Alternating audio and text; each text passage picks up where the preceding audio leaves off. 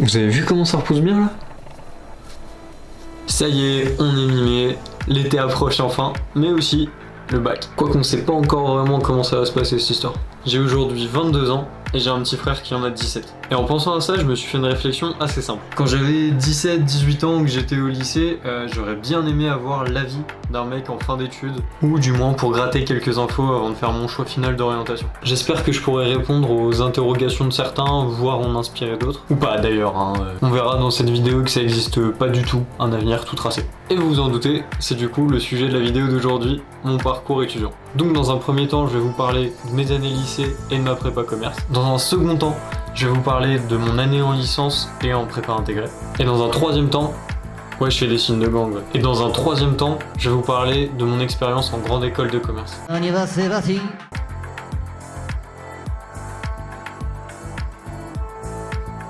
Pour moi, le lycée, c'était clairement les meilleures années de ma vie. Je faisais un bac qui s'appelait à l'époque le bac ES, maintenant je sais pas comment ça s'appelle, dans un lycée de la petite ville du Nord de Dunkerque. Et comme pas mal d'ados à ce moment-là, on se préoccupait pas trop du futur et des études supérieures. Grosse erreur. Déjà de base, je savais pas trop ce que je voulais faire dans le présent. À la base, j'avais commencé sur un bac S scientifique et au bout de 3 mois, j'ai décidé de faire la demande de passer en ES. Par contre, je savais à peu près déjà que je voulais travailler dans un domaine qui soit utile à la société et qui aide les gens, qui apporte une valeur. Donc vu que ES c'est pour économique et social, je me suis dit de l'argent, des gens.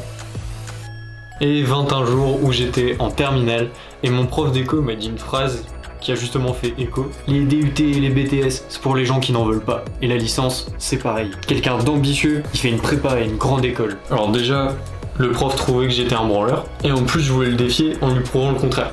Du coup, qu'est-ce que j'ai fait? Je me suis inscrit en prépa en visant une grande école. Je parle de prépa, mais si ça tombe, il y en a parmi vous qui savent pas ce que c'est. La prépa, c'est une formation sur 2 ans qui te prépare, comme son nom l'indique, au concours des grandes écoles de commerce. C'est un peu l'équivalent de la première année de médecine, mais pour les commerciaux ou les ingénieurs. Et à titre perso, je suis rentré en prépa avec comme objectif d'intégrer Schema Business School, mais ça, on y reviendra après. Un truc à retenir de la prépa, c'est que clairement si t'aimes pas travailler, bah c'est pas là qu'il faut aller du tout. Parce que bien que j'étais ultra motivé pour réaliser mon objectif, on bossait comme des malades. Concrètement, une semaine en prépa, c'est quoi?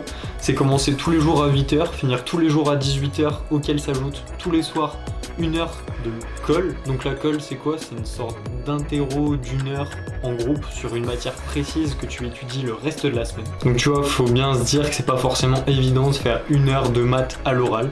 Déjà qu'en prépa, faire 1 heure de maths, c'est pas facile tout court. Et en plus, quand t'as fini tout ça, tu dois rentrer chez toi pour rebosser les sujets que t'as vus dans la journée. Donc j'étais là, je travaillais sans compter les heures.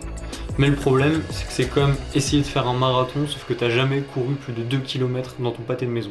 C'était clairement pas productif de rester réveillé toute la nuit pour ensuite se coucher à 2h du mat, se réveiller à 7 et recommencer ça tous les jours de la semaine. Mais heureusement, j'avais la chance d'être dans une promo soudée et on se tenait tous plus ou moins les coudes. Et puis vient le 3e semestre de la prépa, j'étais épuisé, clairement les cours m'intéressaient pas, j'avais rien le temps de faire à côté des cours.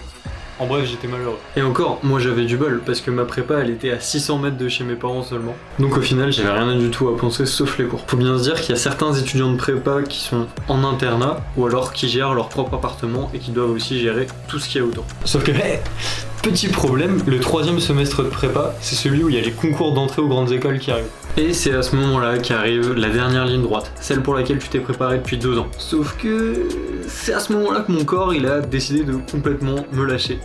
Je suis tombé salement malade après une intoxication alimentaire et j'étais incapable de retourner en cours pendant à peu près 1 mois. Suite à ça arrive la semaine des concours.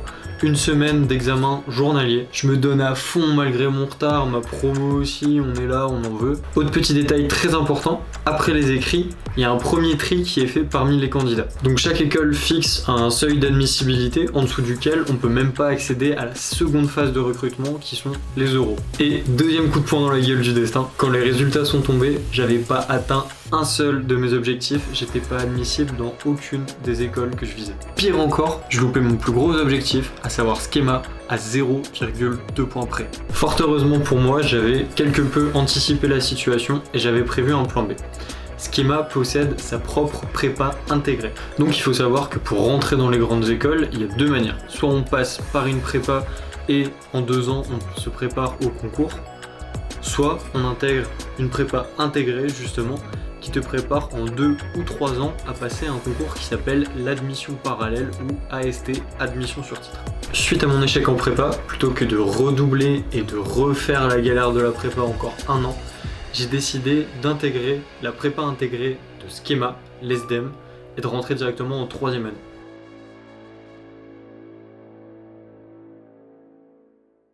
Et du coup me voilà en licence.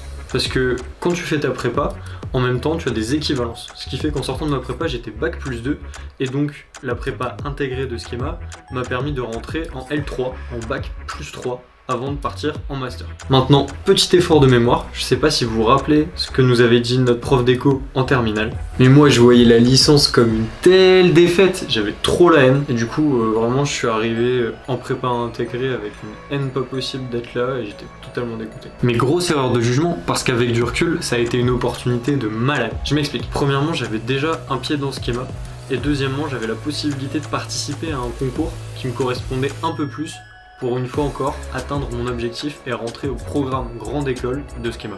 J'en ai profité d'avoir un pied déjà dans Schema pour intégrer un minimum la vie étudiante et j'ai choisi de rentrer dans l'association de musique Sonore. Ça a été une des meilleures décisions de ma vie, j'ai rencontré plein de gens exceptionnels qui sont aujourd'hui des amis, n'ayons pas peur de le dire. À côté de ça, en discutant avec ceux qui avaient réussi à intégrer suite à leur prépa, on s'est rendu compte qu'au final, j'avais les mêmes cours qu'eux, donc j'allais pas avoir un retard après en intégrant le programme grande école. Donc comme je vous l'ai dit, pour moi, cette prépa intégrée, ça a été la meilleure solution. Pourquoi ? Pour 2 raisons. Premièrement, comme je vous l'ai déjà dit, je me voyais pas, mais alors pas du tout refaire 1 an de prépa. Et ensuite parce que les cours, les profs, la vie de l'école, c'était ultra enrichissant. J'ai pu rencontrer un max de personnes très intéressantes. Et en plus, contrairement à la prépa classique, tout ce qu'on voyait, c'était concret. C'est-à-dire qu'on avait des matières relatives à la vie en entreprise, là où en prépa, on étudiait de la philosophie, du français, de l'économie, de la macroéconomie, ce qui était très peu concret pour moi. Aussi, le nouveau concours que je préparais, donc l'AST, l'admission sur titre, il était complètement différent du concours que j'avais déjà pu préparer. Plutôt que de se baser sur un classement de qui récitera le mieux les 30 000 pages d'écho apprises par cœur au concours de prépa, le concours AST2 se base sur 6 épreuves de 20 minutes chacune qui viennent tester ta logique, ton raisonnement, ta maîtrise de la langue et ta capacité à synthétiser l'information. Le tout répondu sur des QCM. Et rebelote aussi, après ce concours écrit, on devait encore passer des oraux. Pour ma part, je visais 3 des plus grosses écoles de France. Donc Schema, l'EDEC et l'EM Lyon. Sauf que, encore une fois, ça s'est pas passé comme dans mes plans et j'ai été accepté que aux oraux de Schema. Mais encore une fois, ça m'allait très bien. Parce que j'avais simplement visé plus haut dans les classements pour me donner plus de chance et plus de motivation dans ma réussite. Le seul hic dans tout ça, c'est que du coup, vu que j'avais un seul oral à passer, j'avais vraiment pas intérêt à me planter, ou sinon j'aurais vraiment consacré 3 ans de ma vie à essayer de rentrer dans cette école pour rien au final.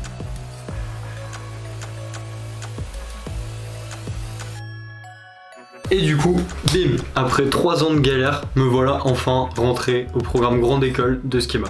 A l'inverse de ceux qui avaient intégré suite à la prépa, moi je n'y prendrai part que pendant 2 ans à ce programme grande école. Donc toute la durée de mon master. J'intégrais donc en M1, en première année de master. Quand tu compares les cours qui n'étaient pas forcément passionnants que j'ai eu pendant ces 3 premières années et que tu arrives en master, je vous jure, j'avais des étoiles dans les yeux à chaque fois que j'arrivais en amphi, tout me paraissait intéressant. Moi je vous avoue que tous mes camarades n'étaient pas forcément de cet avis, notamment sur les amphis.